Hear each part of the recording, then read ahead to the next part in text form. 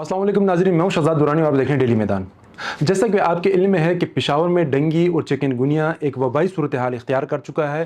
ہر علاقے اور ہر گھر میں ایک نہ ایک فرد ضرور جو ہے تو اس سے متاثر ہو چکا ہے۔ اس بارے میں ڈسٹرکٹ ہیلتھ جو انتظامیہ ہے وہ کیا کر رہی ہے، ان کے ہیڈ میرے ساتھ موجود ہیں سید ادریس صاحب۔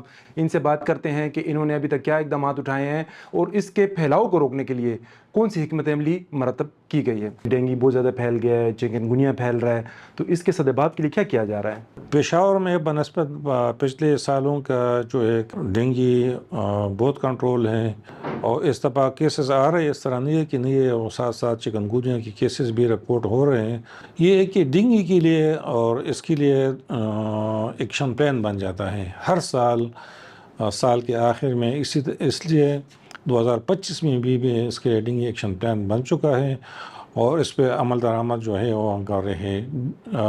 ہیلتھ ڈپارٹمنٹ جو ہے اس کے ٹیکنیکل گائیڈنس اس کو دے دیتے ہیں، اور اس میں جتنی بھی لائن ڈپارٹمنٹ ہے اس کے اپنا رولز اور رسپانسبلٹی اس میں کلیئر اور واضح ہے۔ ٹیم اے، WCSP، local government, education, health. لوگوں کے ذہن میں یہ تاثر ہے، یہ جو ادارے ہیں آپ سے ملحقہ، جس طرح TMAs ہو گئے، PDA ہو گئے، دوسرے ڈپارٹمنٹس ہیں، ان کا یہ کہنا ہوتا ہے کہ ساری ذمہ داری DHO آفس کی ہے، یعنی آپ کی ہے۔ آپ یہ بتائیں کہ ان اداروں کی کیا کیا ذمہ داریاں ہیں؟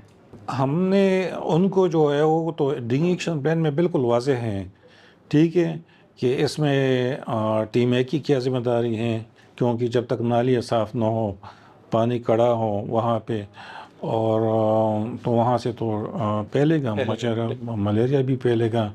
WCSP کا کام صفائی ہے، اور اسی طرح جو ہے ہیلتھ کا جو ہے وہ ٹیکنیکل گائیڈنس ہے، ان کو سورس معلوم کرنا ہے کہ یہاں پہ اس وجہ سے یہ بیماری پھیل رہی ہیں، تو پھر لوگوں کو، لائن ڈپارٹمنٹ کو پھر اسی پر اویئرنیس، ایجوکیشن ڈپارٹمنٹ کا کام یہ ہے کہ اویئرنیس کریٹ کرے۔ آپ کا کہنے کا اوقاف کا جو ہے وہ مساجد میں اعلان کا آپ کہہ رہے ہیں کہ آپ کا یہ کام ہے کہ آپ صرف نشاندہی کریں گے کہ یہ ایریا جو ہے تو یہ حساس ہے، یہاں سے یہ جو ان کی افزائش ہو رہی ہے، بالکل اس کا سدباب پھر TMAs اور WCSP اور PDA کا کام ہے۔ بالکل، ہم جو ہے وہ نشاندہی بھی کرتے ہیں، ساتھ ساتھ ہماری ٹیمیں جاتی ہے، ہمارے انٹرپالوجسٹ سے، وہ اس فیلڈ میں اسپیشلسٹ ہیں، وہ جاتے ہیں وہ علاقے میں، اور سورس معلوم کرتے ہیں کہ اس بندے کو ڈینگی ہوا ہے، کس وجہ سے ہوا ہے۔ کولر کے پانی سے ہوا ہے، علاقے میں کوئی ہے، مسجد سے ہوا ہے، گراؤنڈ سے ہوا ہے، کوئی بڑا تالاب ہے علاقے میں وہاں سے ہوا ہے، تو ہم اس کی نشاندہی کرتے ہیں۔ ساتھ ساتھ ہم اور ایکٹیویٹی بھی کرتے ہیں، اس کو اویئر بھی کرتے ہیں، لوگوں کو بتا بھی دیتے ہیں کہ ان سے آپ نے کس طرح بچنا ہے۔ شہری علاقے چلے پھر بھی اس میں خواندگی زیادہ ہے، جو نواحی علاقہ جاتے اس میں خواندگی کم ہے، تو ان لوگوں کو آگاہی فراہم کرنے کا کیا طریقہ کار ہے؟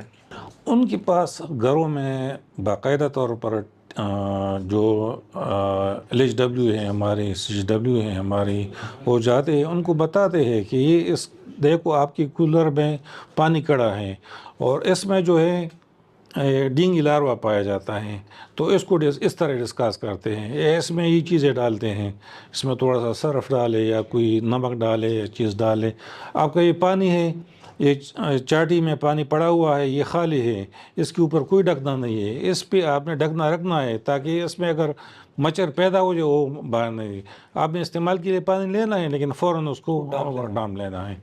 تو یہ، اور خدا نخواستہ اگر مچھر علاقے میں آ جائے تو پھر مچھر بھگاؤ لوشن لگانا چاہیے، کھڑکیوں پہ جالی مچھردانی کا استعمال کریں، ٹھیک ہے۔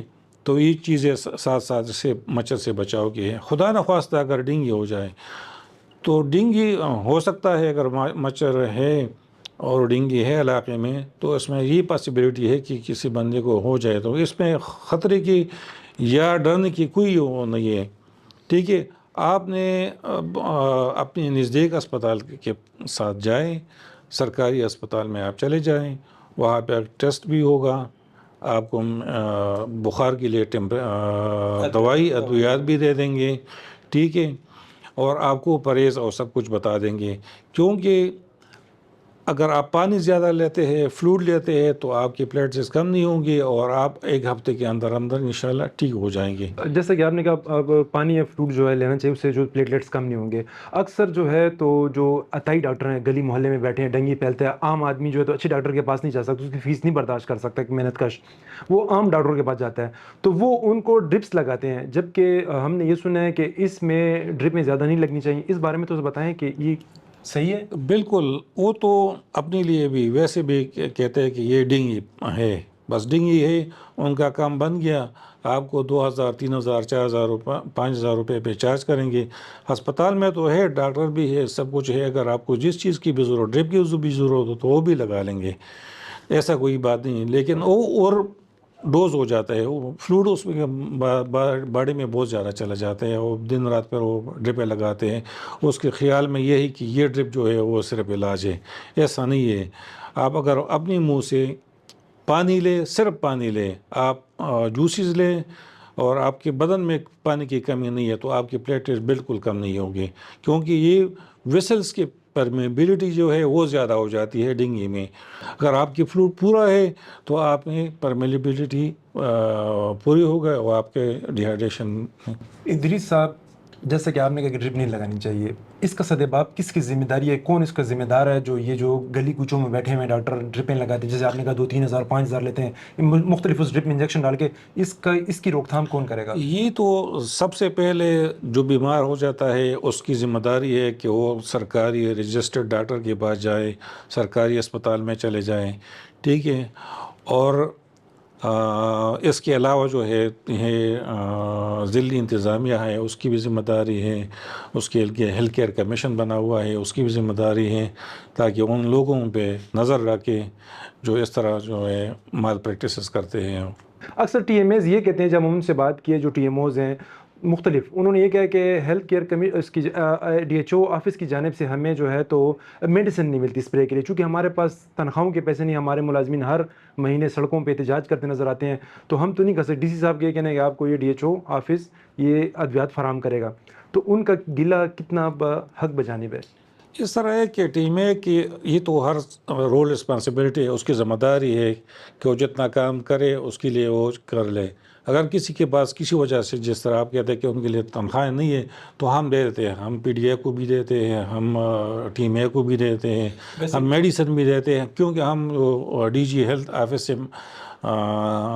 ڈیمانڈ کرتے ہیں، وہ ہمیں دیتے ہیں، تو اس کے استعمال جو ہے وہ ٹیم اے بھی کرتے ہیں، ڈبلیو سی ایس پی بھی کرتے ہیں، سب کچھ کرتے ہیں۔ ڈبلیو ایس ایس پی ایک سفید آتی ہے، سالانہ اربوں روپے لیتا ہے۔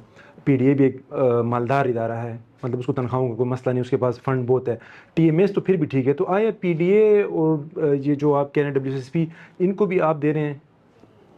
بالکل، میں جو بھی آ جاتا ہے تو اس کو ہم دے دیتے ہیں، اگر اس کے پاس نہیں ہے اور کیمیکل ہمارے پاس ہے، موجود ہے، اور اس کو ہم دے دیتے ہیں۔ چکن گونیا اور ڈینگی میں فرق کیا ہے، ہمارے ناظرین کو یہ بتائیں۔ اتنا خاص فرق نہیں ہے، بس ایک ہی مچھر سے لگ جاتا ہے دونوں بیماری۔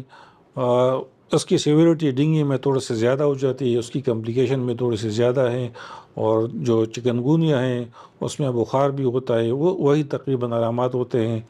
جوڑوں میں اس کے علاوہ جو ہے درد ہوتا ہے، اس میں ہڈیوں میں درد ہوتا ہے، پوری بدن میں درد ہوتا ہے، اور چکن گونیا میں جوڑوں کا درد ہوتا ہے، اور اس میں جو ہے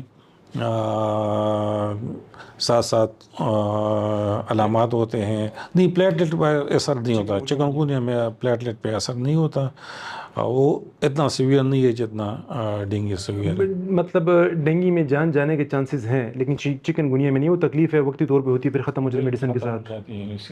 آپ ہمارے ناظرین کو، جو عام عوام ہے، ان کو کیا پیغام دینا چاہیے کہ ڈینگی اور چکن گونیا سے کس طرح بچا جا سکتا ہے؟ بہت زیادہ آسان کام ہے، اور اس سے بچنا بہت زیادہ آسان کام ہے، اگر لوگ تعاون کریں، اپنے گھروں میں ارد گرد دیکھیں، جہاں بھی پانی کڑا ہو وہ ختم کریں۔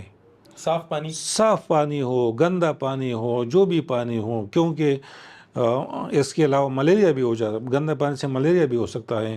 اس کے پڑوس میں، اس کے گلیوں میں اگر پانی ہے، نالیاں ہیں، ٹھیک ہے، تو کسی اور کو بتا دے اگر صاف کرے، اگر نہیں تو خود صاف کرنے کے لیے استعمال کے لیے جتنا بھی پانی وہ رکھ لیتے ہیں تو اس کو ڈانپنے رکھنا چاہیے، ٹھیک ہے۔ خدا نخواستہ اگر پھر بھی مچھر آ گئے تو آستینوں کو لمبے آستینوں والے کپڑے بازو ڈانپ میں رکھے، اپنے پاؤں کو ڈانپ میں رکھے، ٹھیک ہے۔ اور یہ صبح اور شام کے دو ٹائموں پہ یہ اکثر ڈینگی مچھر جو ہے وہ کاٹتا ہے، تو یہ کوشش کرے کہ اسی ٹائم میں باہر نہ نکلے۔ گھروں میں کیا کریں، گھروں میں کیا کریں؟ جالی وغیرہ، جالیا مچھر بھگاؤ لوشن، بیڈ نیٹ پہ سو جائیں، تو یہ معمولی ٹپس ہے، کیونکہ ایک بیڈ نیٹ اگر 400-500 روپے پہ مل جاتا ہے، خدا نخواستہ اگر بندے کو کاٹ لے تو پھر اس پہ 1000 روپے لاکھوں روپے لگ جاتے ہیں۔ تو اس لیے یہ پریونشن جو ہے اگر خدا نخواستہ پھر بھی ہو جائے تو پھر بھی گھبرانے کی ضرورت نہیں ہے۔